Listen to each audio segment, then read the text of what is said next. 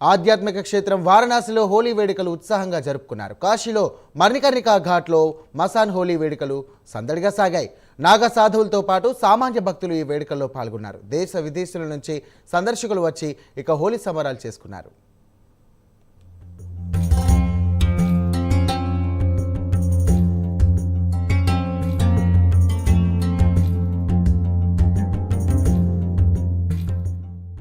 ఏటా పాల్గొన మాసంలో పౌర్ణమి రోజున హోలీ పండుగను జరుపుకుంటారు.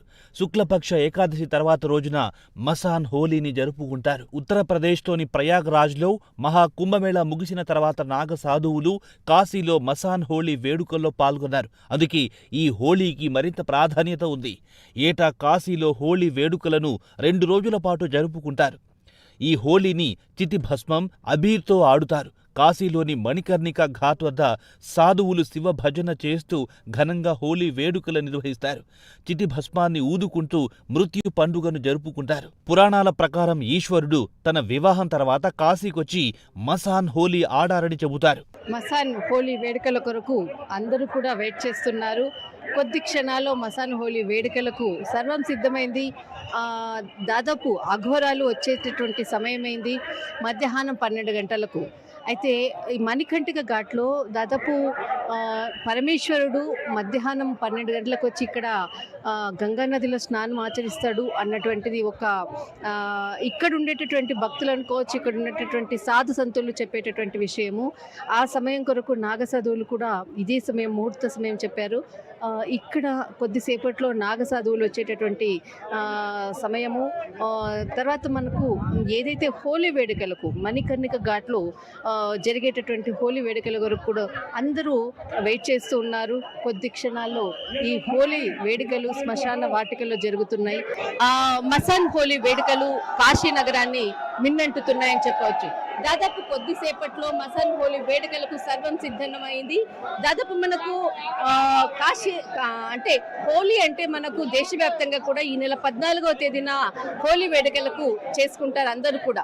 అయితే ఇక్కడ కేవలము కాశీలో మాత్రము మనకు ఏదైతే అంటే ఇక్కడ ప్రత్యేకంగా పూజలు చేసేటటువంటి హోలీ సెలబ్రేషన్స్ కాశీలో జరుగుతాయి. శ్మశాన వాటికలో జరిగేటటువంటి హోలీ వేడుకలే మసాన్ హోలీ వేడుకలు. ఈ హోలీ వేడుకల కొరకు చుట్టుపక్కల ఉండేటటువంటి అందరూ కూడా లక్షల మంది కూడా ఇక్కడికి వచ్చారు. అందరూ కూడా ఇక్కడ మసాన్ హోలీ వేడుకల కొరకు అందరూ ఎదురు చూస్తున్నటువంటి దృశ్యం. చాలా మంది ఇక్కడ మణికంఠిక ఘాట్, ఈ మణికంఠిక ఘాట్ దగ్గరే ఈ వేడుకలకు సర్వం సిద్ధము అన్నది ఉన్నది. ఇక్కడ అందరూ కూడా మొత్తం అంతా సెలబ్రేషన్ అందరూ ఈ మసాన్ హోలీ వేడుకల కొరకు ఉన్నారు.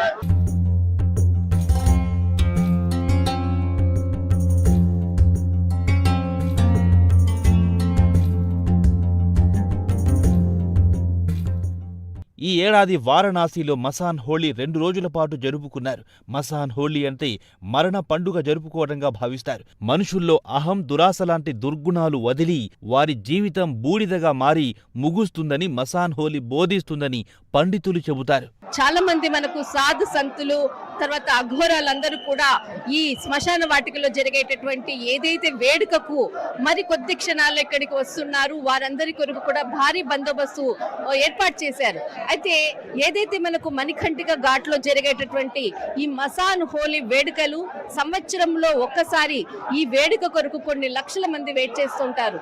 దాదాపు ఇక్కడ మనకు సాధు సంతు తర్వాత అఘోరాలకు సంబంధించిన వాళ్ళందరూ కూడా మనకు చాలా తక్కువ, అంటే ముఖ్యంగా మనకు అఘోరాలు ఎక్కడ కూడా కనపడరు. కానీ ఈ మసాన్ హోలీ వేడుకల్లో మాత్రమే మనకు కనపడేటటువంటి ప్రదేశం అని చెప్పవచ్చు. ఈ ప్రదేశానికి ఈ రోజు, ఈ సమయానికి, ఈ ఘడియల కొరకు ఈ మొత్తం నాగ సాధువులు అందరూ కూడా ఎదురు చూస్తుంటారు. అఘోరాలందరూ కూడా ఎదురు చూస్తుంటారు. మరికొద్ది సేపట్లో మణికంఠిక ఘాట్లో జరిగేటటువంటి మసాన్ హోలీకి సంబంధించినది మనము దృశ్యాలను చూడబోతున్నాం.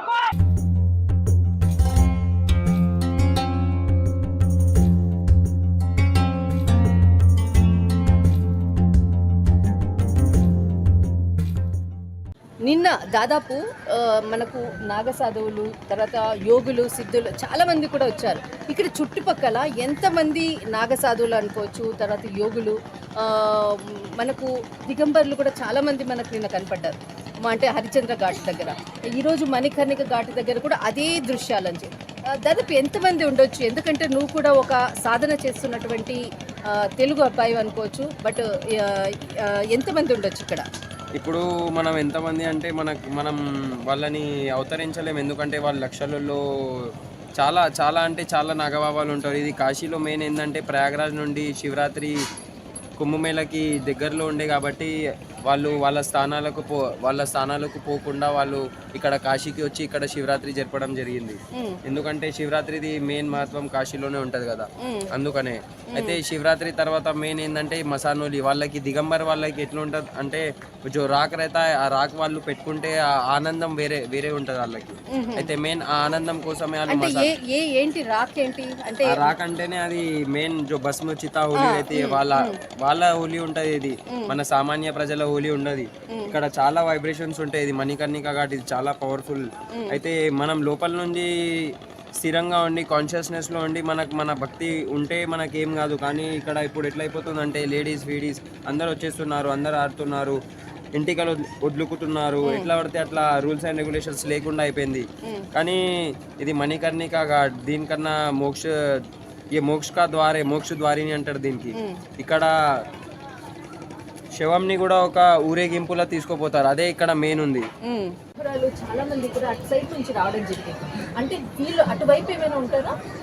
అటువైపు ఎవరు మామూలు మనుషులు పోరు. అటువైపు ఎవరైతే మెయిన్ అఘోరీలు ఉంటారు, తాంత్రిక ఉంటారు, వాళ్ళు అటు సైడ్ సాధన చేస్తుంటారు. అయితే అక్కడ నార్మల్ వాళ్ళు పోరు. ఎవరైతే బాబాలకు తెలిసిన వాళ్ళు ఉంటారు, వాళ్ళు ఏదో ఒక అటు సైడ్ మొత్తం మనం చూడలేము.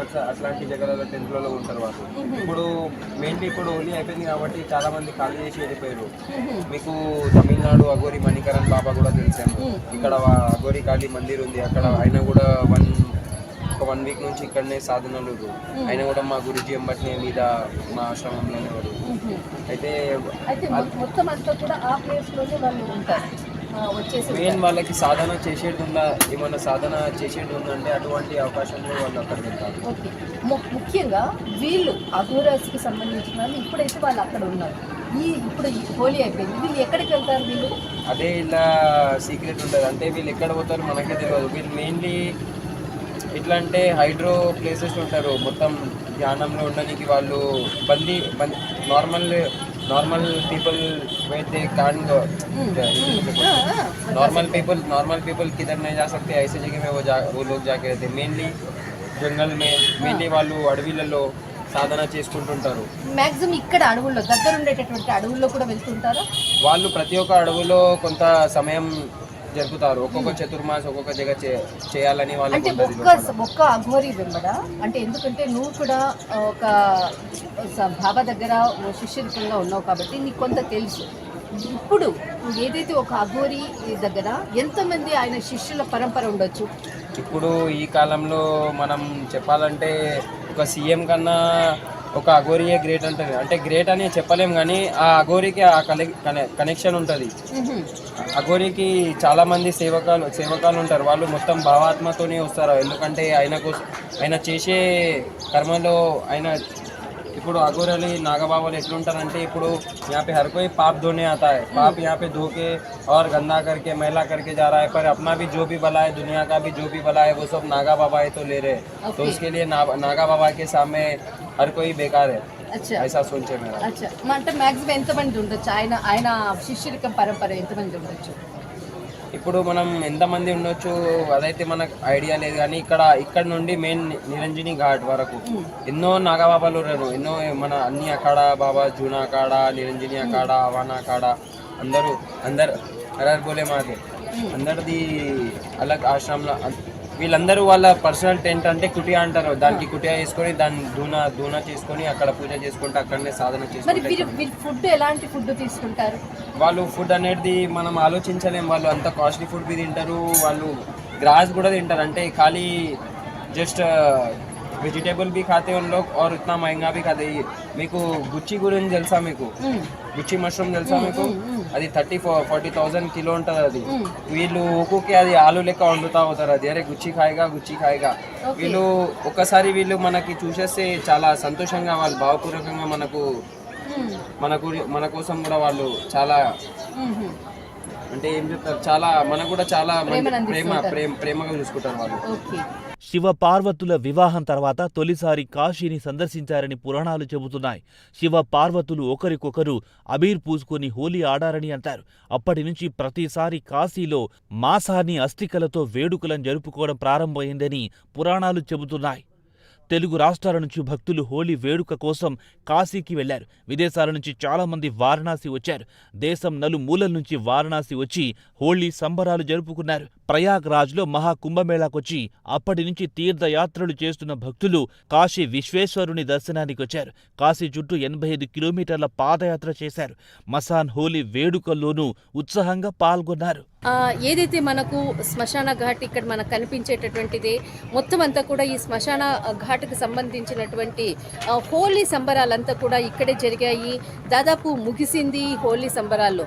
మనిషి చనిపోయాక ఏదైతే శరీరానికి మొత్తం అంతా కూడా పార్థివ దేహానికి కూడా మిఠాయిలతోటి అంతా కూడా అలంకరించి దాన్ని ప్రసాదంగా అంటే ప్రసాదంగా కూడా కర్చికాయలు తర్వాత అనేక రకాల మిఠాయిలను అన్నిటిని కూడా అలంకరిస్తారు.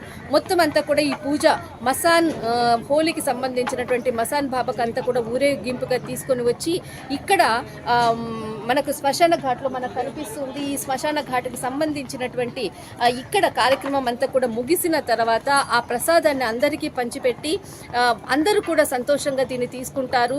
ఈ భస్మము వారికి అంటే ఎంతో సంతోషాన్ని ఇచ్చేటటువంటిది, ఆనందాన్ని ఇచ్చేటటువంటి స్థితి అని చెప్పవచ్చు. వారు చివరికి ఈ భస్మం కొరకే వారు ఎప్పుడు కూడా తహతహలాడుతూ ఉంటారు.